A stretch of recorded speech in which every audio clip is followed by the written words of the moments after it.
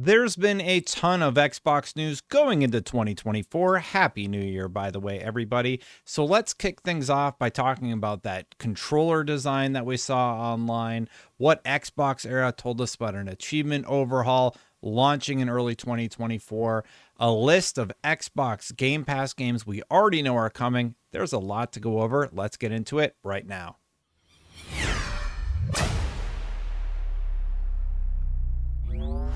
First things first, the headset is on because we are going to go right on over to the Xbox Era podcast and hear from Special Nick, who is saying we could get some news about an achievement overhaul. Let's hear what he said.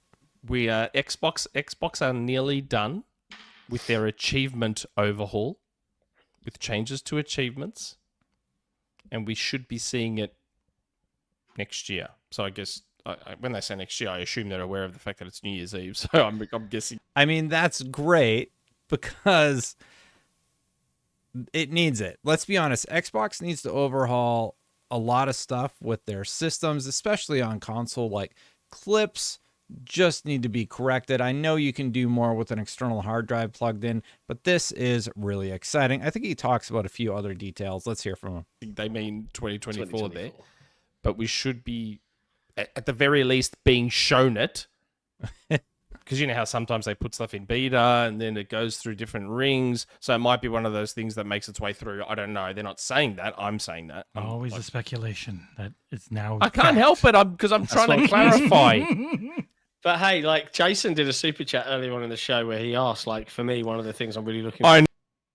Yeah. So long story short, seems like we will be getting an achievement overhaul on Xbox in early 2024. Not a ton to dive into there, but I am really excited to hear that Xbox is at least rumored to be working on their internal services and just features of their console. Because for me, the whole clips thing, I think we can all agree that would be great if they fixed it. PlayStation has a amazing system where basically you can record the last hour in 4K internally. Like there's no issues with it. I captured all of Death Stranding using the internal PlayStation capture hardware. So I hope Xbox can catch up there. Next up, we go over to Game Rant, who is talking about how Microsoft could be working on its own Switch style controllers. Now, I did find another post about this one from a different user. It is from Thomas, who said the following. Today, Microsoft will unveil... And Thomas, I can't find any more info about Thomas, but he lists himself as VIP at Xbox, Microsoft Load Inclusion, TSA archaeology student. So I don't know if he works for Xbox. Like the profile is a little unclear, but this post is very uplifting if he is an employee. Again, by the way, I don't know if I mentioned this. I'm just reading tweets on this channel. I didn't do a lot of digging on this one, so feel free to roast me in the comments. Today, Microsoft Xbox will soon unveil a revolutionary advancement in mobile gaming with the upcoming launch of its all-new mobile controller and one-handed controller inspired by the Wiimote.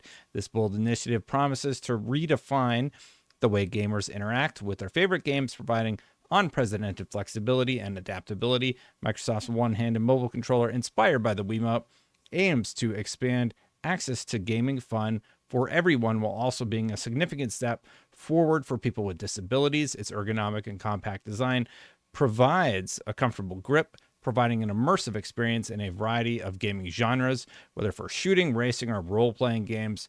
This controller guarantees precise touch responses and intuitive functionality. This innovation represents an important step towards greater inclusiveness, allowing a diverse audience to fully enjoy the gaming universe. Whether you are a seasoned gamer or a novice, Microsoft's one-handed controller offers an innovative approach to an experienced game accessible to all. I mean, it reads like a press release, but I have no idea who Thomas is, and he doesn't have a last name. He has some followers, you know. So Idle Sloth follows him. I mean, he's followed by some notable people like Xbox France and Jason Ron. So if anybody knows if he's actually an employee or not, let me know, because seems legit to me. And he has other posts over on Threads that are all in French. I know enough French to know French when I see it, and then I use Google Translate. But yeah, controller seems kind of neat. There's some Photoshop work being done here by people that are, you know, just throwing an Xbox logo on the Switch remote. But the idea sounds interesting enough, and I am curious, like, what that would be designed for. Is this more for their tablet? Sure, they've been talking about it for accessibility. It does make a lot of sense. I think that would be kind of cool. By the way, kicking things off by hitting that subscribe button, hitting that bell, I hope, if you are not subscribed yet anyway. And if you are, hit that like button if you end up liking this video. If you don't, thanks for watching anyway. What else do we have here? Oh, yeah. So this was good news. NetEase is rebuilding burnt bridges with Blizzard. WoW Diablo developer ended its collaboration with the Chinese publisher earlier this year after failing to renew its agreement. But now they have struck a new licensing agreement to return to the country. I mean, that is great news. Xfire was also the one that kind of talked about some of the stuff that broke down in between Xbox and, sorry, not Xbox, Activision and NetEase earlier in the year, where they were like tearing down statues and stuff. Basically, Bobby Kotick brought a flamethrower and torched this relationship. It does sound like services will take a little bit longer to get up and running again, just because they need to figure out how to get everything back in order. And yeah, it was a pretty dramatic situation. It is really, really nice to hear that contracts are being renewed or reworked to make sure that things are in line.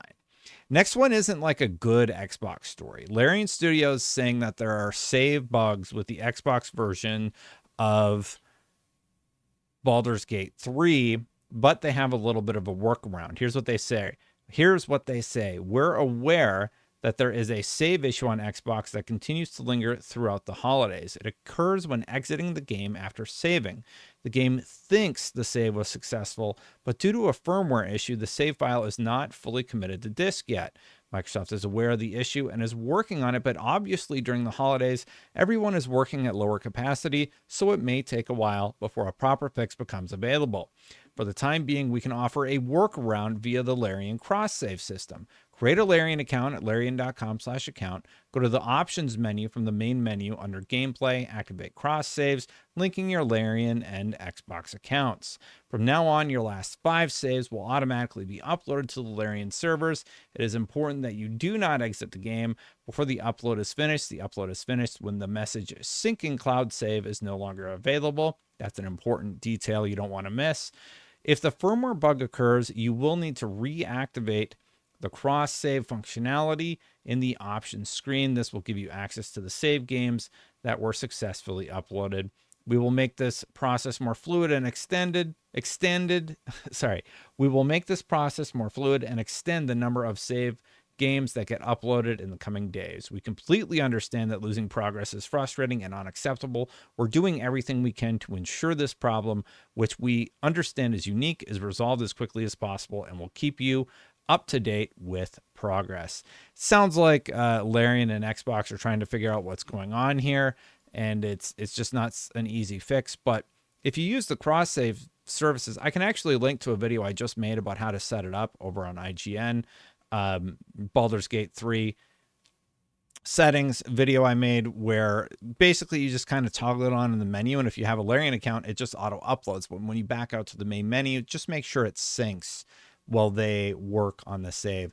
That is a terrible bug to have. Anything that affects your save are a big deal.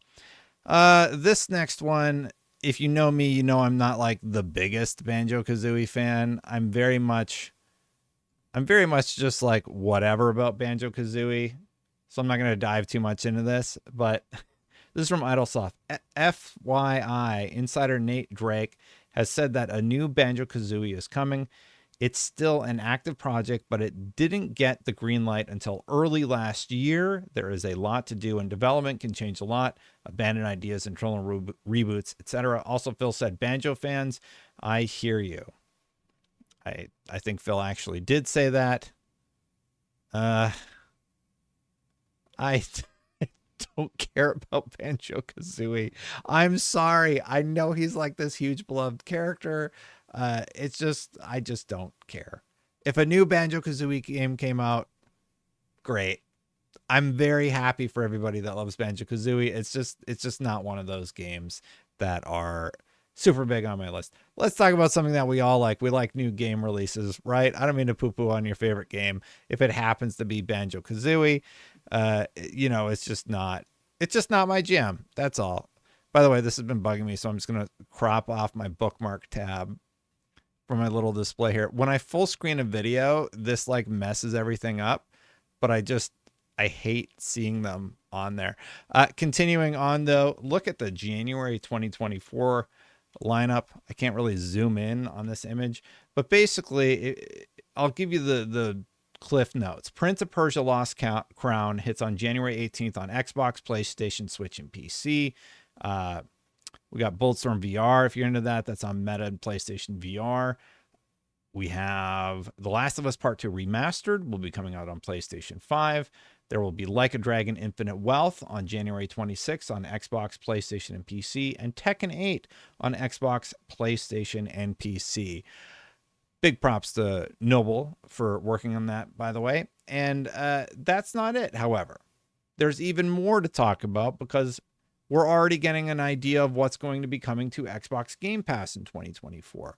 My picture happens to be blocking it, but if I zoom out here for a second, you can see coming to Game Pass in 2024.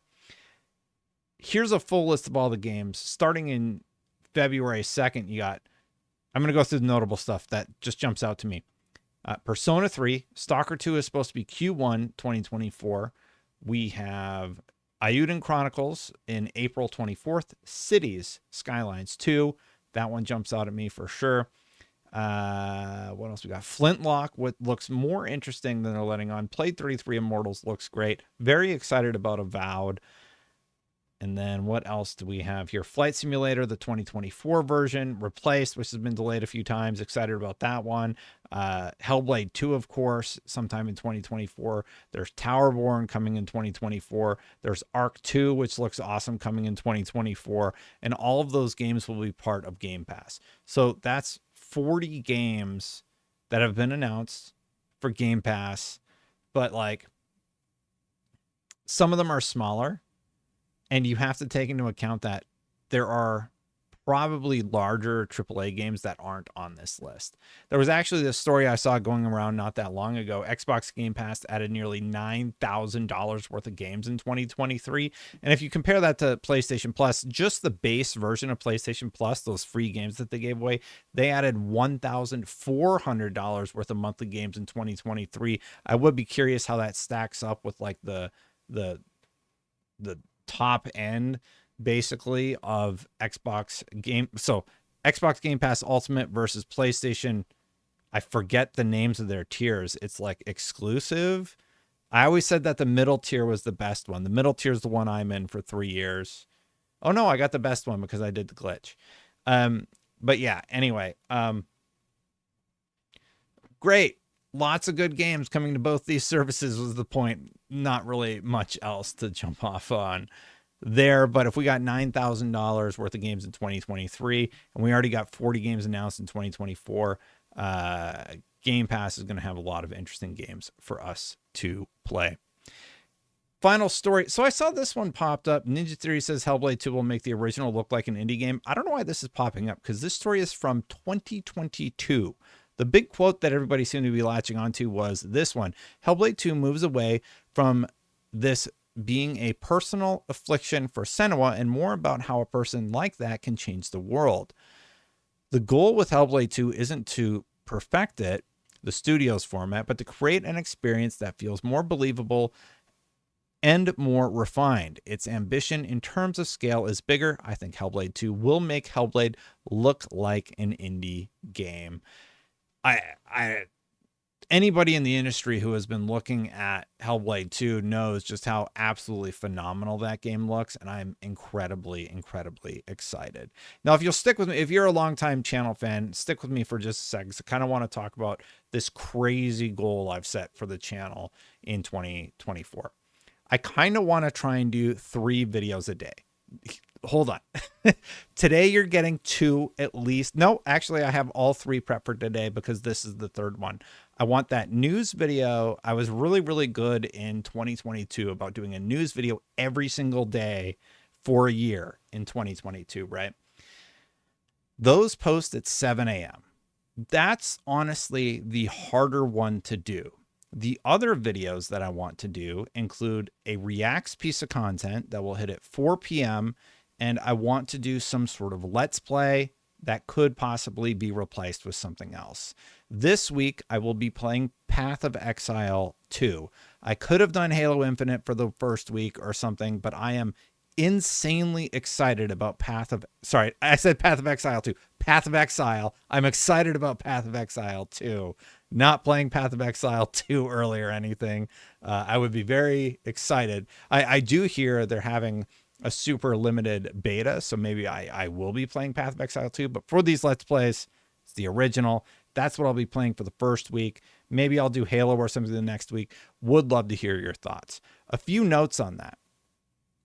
For the Reacts content, if you see anything, I don't really have a good way for you to send those in. You can email the Destin channel at Gmail. You can DM me on Twitter.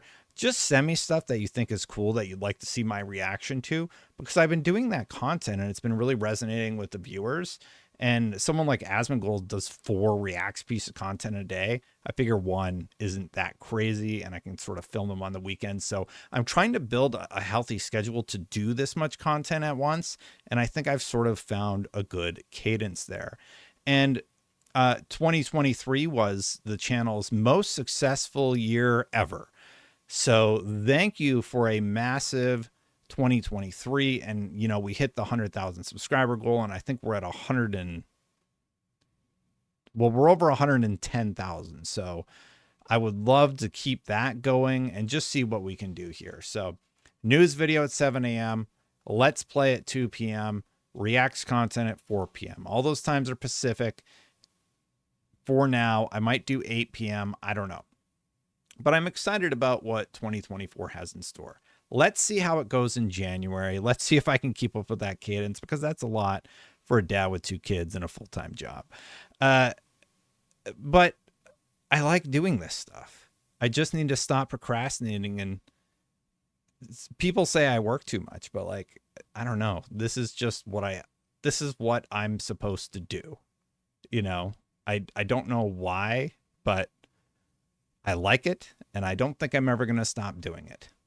So thank you for supporting me. Thank you for subscribing. You subscribed. Hit that subscribe button. Hit that bell if you haven't. Hit that like button. Thank you to all the members. I really appreciate all the members who have supported this channel. The membership tiers and stuff, a lot of them are just jokes or references to like Twitter memes. But if you want to support the channel, just do it through memberships. It's a very easy way to support. You just click that join button. And I upload the video without ads. Of course, I know you can do YouTube Red and accomplish the same thing. So this is just like, I don't have a Patreon. I'm not doing anything like that. I'm just like, hey, if you like this type of content and you want to support it, that's the thing that I did.